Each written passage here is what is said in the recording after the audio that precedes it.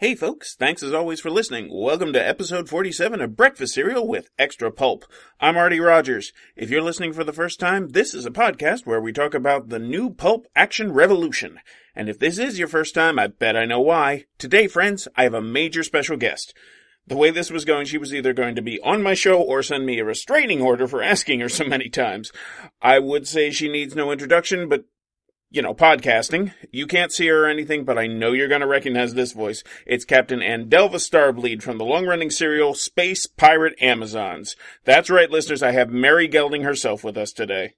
Hi, Artie. I want to thank you so much for coming on the show today. I know all my listeners are thrilled to hear from you. Now, in case anyone isn't familiar with SPA, and seriously, if you're not, why are you listening to this program? But just in case, I came prepared. I have clips! Yay, clips! For 3 years, every month, you could turn on your computer and with a click of the mouse, this is what you'd hear.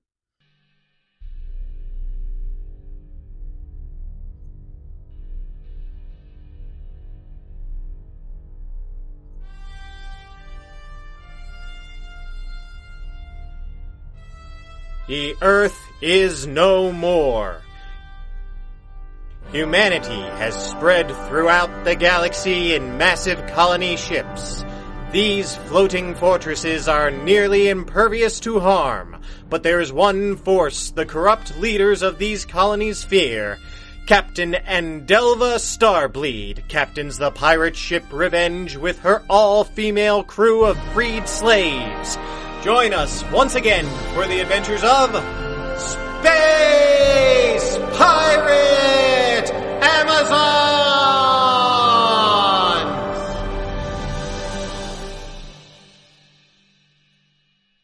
Memories. Oh, indeed. Speaking of which, I think I would be remiss if I didn't ask you this. I'm pretty sure my listeners would revolt if I didn't ask you to give the battle speech. Oh, wow. Really? I think we have to. Okay. Just give me a moment. Take their guns, take their credits, take anything you feel like. Leave them bleeding, leave them broken, and leave one survivor to tell the tale. Oh, wow. Listeners, that was even more awesome when you get to see her face. Thank you. No, I mean it. You had this look on your face that made me start checking the room for exits. You know, that actually wasn't my favorite quote from the series. No? No. There were a few moments where Andelva was wounded. Oh gosh, yes. Can I do it? Oh, please. Quit your worrying. There'll be no dying from me until I can buy my own planet. Yeah, that's actually a fairly good segue to something I wanted to talk to you about. I mean, okay, so throughout the series, we're rooting for Captain Starbleed, but really, she is not a very nice person. You know, pirates never are. We like to paint them up as this band of freewheelers fighting oppression. But David did a lot of research into actual historical pirates. And I mean, they were thieves and killers. That's David Bonham, who wrote and produced the show? Right. And the truth is that deep down in her soul, Andelva Starbleed was a thief and a murderer. So would you call her an anti-hero? I don't even know if I'd go that far. She was a villain who ended up working with a lot of heroes. Okay, I see that. Now, when we first meet her, I think this is episode 1, she and her first mate attack a prison ship and free the women who have been, is enslaved too strong a word? I don't think so. David was never comfortable painting too graphic a picture of what exactly happened on board that prison ship. Just figure bad. Yes, very bad. Okay, here comes Captain Starbleed. She blows a hole in the side of the ship, takes out all the guards. She frees these women from this horrible fate, and you're thinking, wow, what an awesome person. And then, to take it a step further, she offers to take them aboard her ship, give them an opportunity to avenge the wrongs they've had to suffer, and you're like, wow, she is like their savior. And you keep thinking that, right up until the end of episode 1, when this is what she says to her first mate. Narla, focus! You want to paint revenge on the side of the ship to make those stupid cows happy? You go right ahead. But I need you to remember this. Nothing has changed. How many years have we been slitting throats and taking credit chips? We weren't in it for revenge then, and we're not in it for that now. We stole the X-7 gunship because it meant we could hit bigger, fatter targets. But you and I can't crew something that big by ourselves. We needed a crew. If I have to press them into serving, I will. But it's going to be a lot easier to motivate them if we make them believe we give a rich snake's hide about making the Republic or colony suffer. We're running a con on them because it means you and I will be filthy rich. Don't start believing the con. Now get back out there and find out if any of those wastes of oxygen know how to fire a ship's cannon. Yeah, not a nice person at all. That's my girl. Okay. But, I mean, things just start getting worse. I think it's, 2 episodes later, and there's this one crew member who is super into getting revenge. Now, do you want to tell this one? Oh, sure. Captain Starbleed and this one crew member are on an enemy ship. They've just driven off the guards, and the crew member wants to go chasing after them. So Endelva says, forget about the guards. Grab those. I think they were bottles of Andromedan wine. That sounds right. Anyway, the girl turns to her and says something like, I want to go kill those men after all that they did to me. You can't ask me to stay here picking up wine barrels. To which Captain Starbleed responds, I'm not asking. Then she shoots the girl in the back of the head. So yeah, I think you pegged it pretty well. Not a hero of any kind. Alright, so your first mate dies after being played by, was it 4 different women over 2 seasons? Yay, podcasting! And that was fairly common for the series, except for you. I think you were the only performer who stayed with a recurring character throughout the whole series. Me and David, right. Oh, that's right. He did start doing some voice work in the 2nd season. He became your first mate for a while. And then promptly stabbed me in the back. Right. Now that story's a little complicated. You teamed up with another pirate ship to take down a big battle cruiser, and that does not go well for them at all. Their ship is blown out of the sky, and you pick up the one survivor in an escape pod. So he becomes the only man on an all-female crew. Best gig ever. Come to think of it, yeah. So he's with you for the rest of that season, and after Narla dies, you make him your first mate.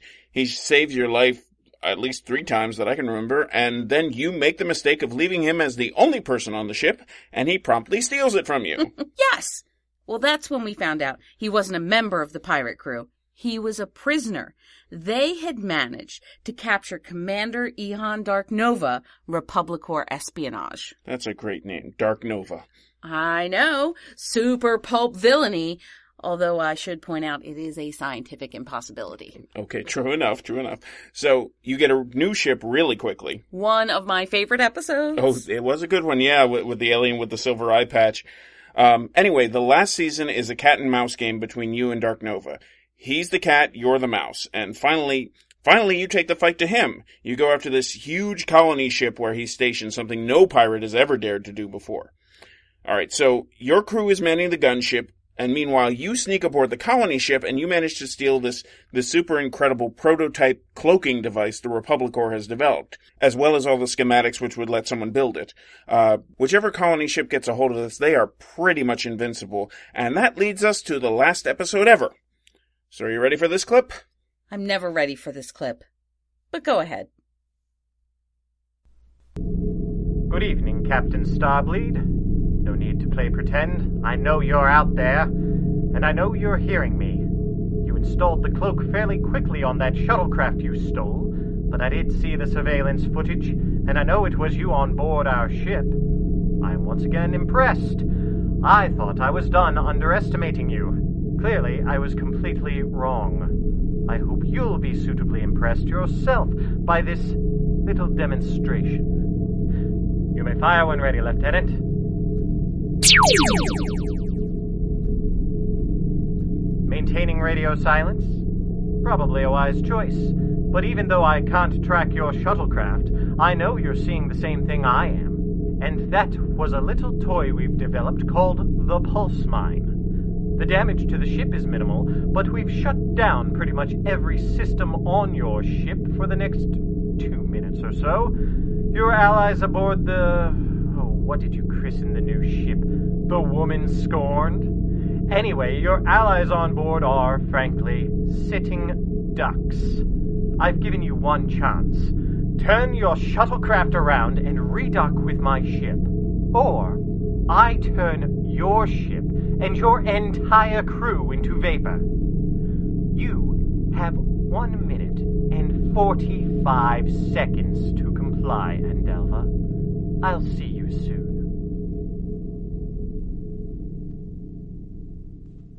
And that was the end of the last episode of Space Pirate Amazons. There were credits. Okay, yes, there were credits, but you know what I'm getting at.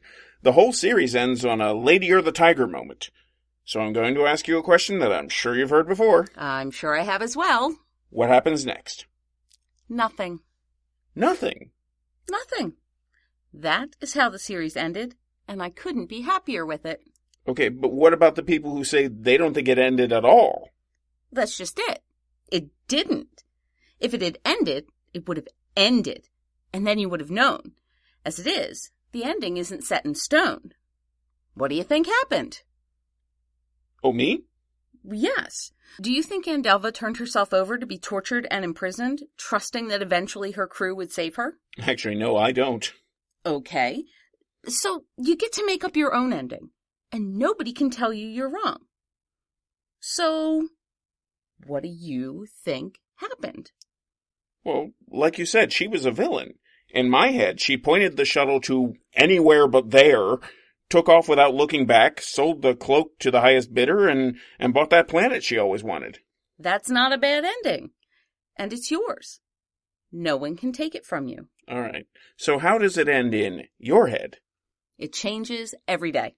Andelva was one of the best characters I ever had a chance to do, and I'm so grateful to David for letting me be her.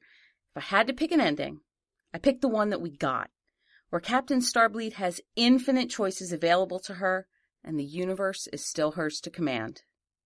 All right. Now, you have made exactly nobody happy with that, but I have to admit it sounds pretty neat. All right, now we go to the listener mailbag. I've got some questions that my listeners sent in, and if you can just...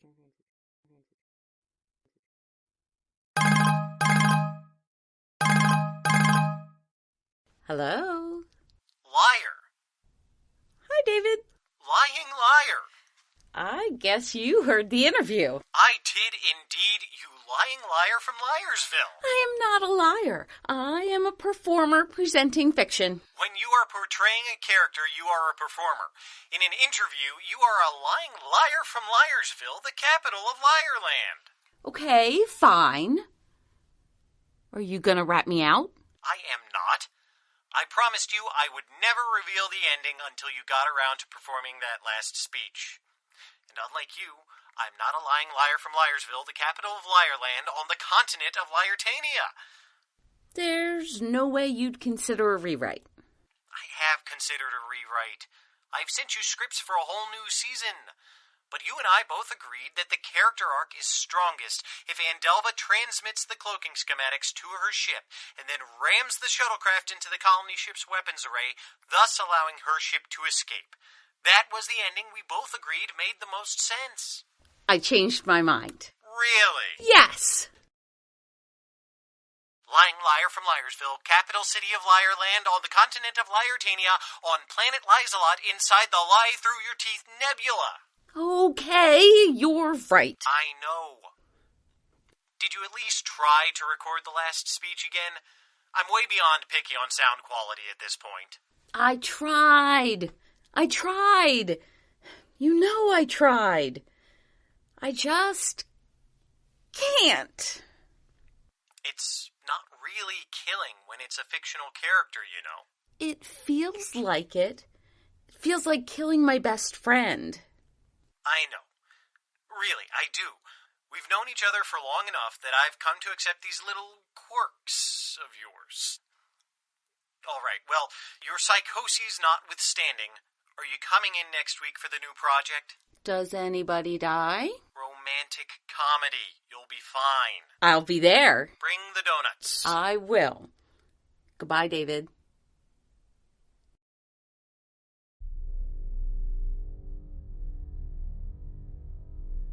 You've been listening to Space Pirate Amazons, produced by the Seat of Our Pants players, written and directed by Dan Wenzel. Mary was Jill Wenzel, Artie was Dan Wenzel, and David was Andrew Dell.